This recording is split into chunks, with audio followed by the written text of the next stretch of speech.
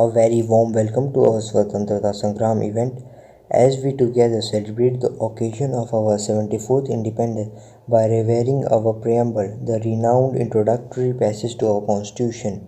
Preamble means it is introductory statement to a constitution or introduction of the constitution.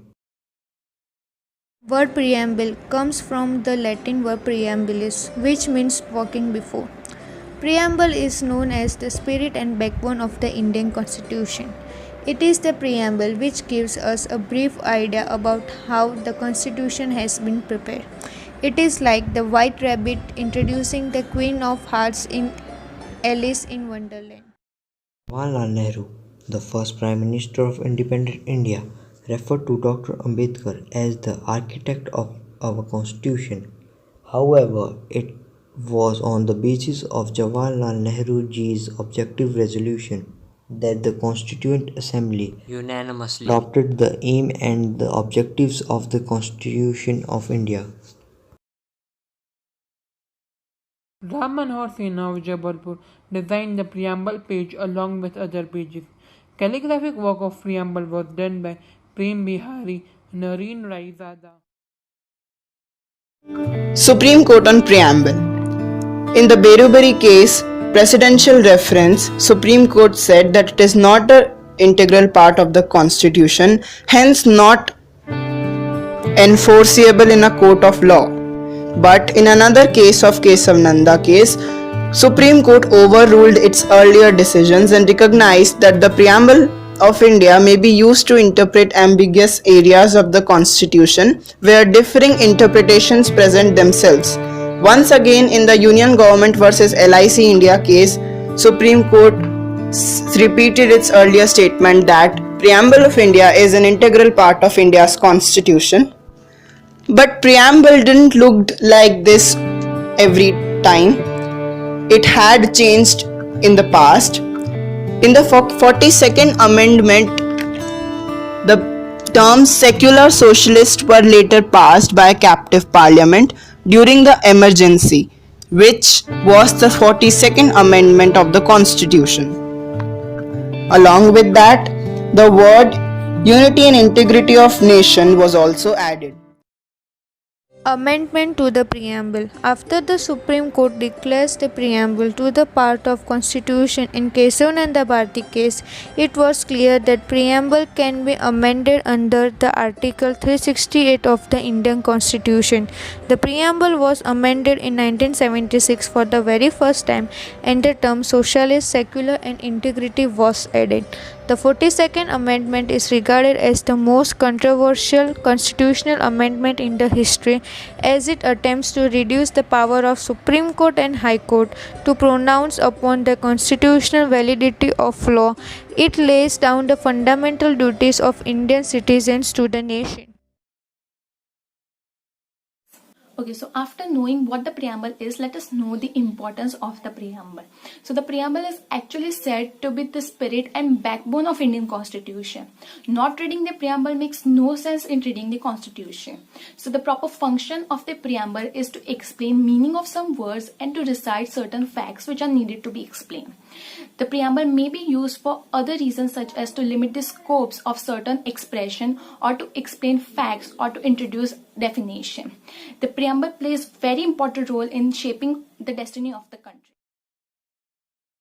History of Preamble. It is worthwhile to note that Preamble was adopted by Constituent Assembly after the draft constitution has been approved. The basic idea behind it was that the preamble should be in conformity with the provision of Constitution and express in few words the philosophy of the Constitution.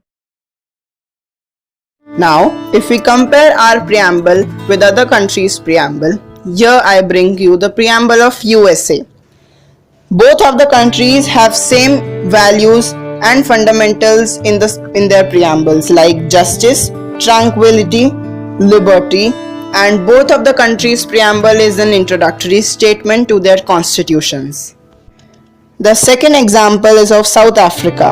Again, the democratic values, social justice, and fundamental human rights are one and the same in both the preambles. This is how our preamble plays a very major role in deriving our fundamental rights and therefore is a very important and integral part of our constitution. So now let us see the content of preamble. The words included in the preamble are wisely selected, and the arrangement of the terms and their order clearly define their significance and participation in the making of the Constitution. The main terms in the preamble: we, the people of India. The term we, the people of India, clearly states the participation of the citizen of the country. It defines that sovereign authorities are the citizen of the India. It clears the fact that all powers are vested in the government is given by the people themselves. It is the citizen who choose the government. The term we the people of India says that the authors of the constitution are the people. Sovereignty. The term sovereignty means the supreme and absolute power. The power can be real or nominal. The concept of sovereignty is taken from Article 5 of the Constitution of Ireland. Sovereignty means India is the supreme power and no other nation can rule or imply their dominions in the country. The people of India are the sovereign power of India. They transfer their power to their elected representative. India became a sovereign country on 26 January 1950, having equal status with the other members of the international community and has decided to remain in the Commonwealth of Nations. The first term is the socialist. The socialist means that the resources are equally shared among its citizens. Secular. The word secular was also inserted through 42nd Amendment. The word secular means that India does not have any official religion and treat all religion with equality. The individual in India is free to choose his or her religion. It does not mean that India is anti-religion. It is just because in India millions of people of different religion reside and India as a secular state respect their religion but does not follow any religion nor interferes in their practices. Democratic. The term democracy is derived from the Greek word demo, which means people, and kratos, which means authority. Democracy means government by the people. It is the form of government in which people elect their representative directly or indirectly participate in the government activities. Republic. The concept of republic means the people of state having the supreme power and they transfer their power to their representative by appointing him or her as the head of the state. It is completely different from the concept of monarchy. In monarchy, the king or the queen and their child becomes the head of the state, that is in hierarchical order. After that, we come across the four words, and these words are justice, equality, liberty, and integrity. And these words show the nature of the Indian Constitution. That means what the objective of the Indian Constitution. That means that it promises its citizens, the people of India, justice that which relates to social, economic and political justice. Then it gives us liberty, the liberty of expression, liberty of thought, liberty of belief, liberty of faith and liberty to worship any god you want. Then it gives us equality. Equality without any discrimination on the basis of race, caste, creed, color, gender, etc. It gives us equality in status and in opportunity, and also it promotes equality among all its citizens equally. Then we come across the last important word of the preamble of the Indian Constitution, and that word is fraternity. Now, what exactly fraternity means is that it means that people have a common interest.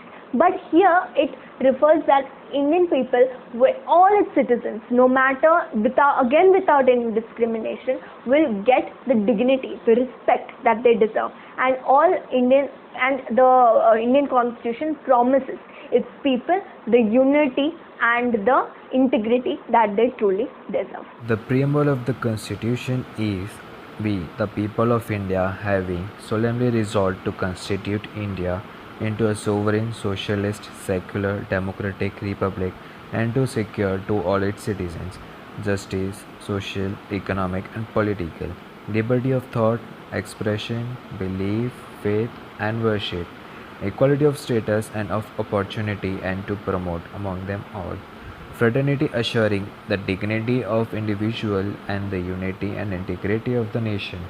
In our Constituent Assembly, this 26th day of November 1949, do hereby adopt, enact, and give to ourselves this Constitution. Thank you for your kind attention. Wish you all a very happy Independence Day once again. Thank you.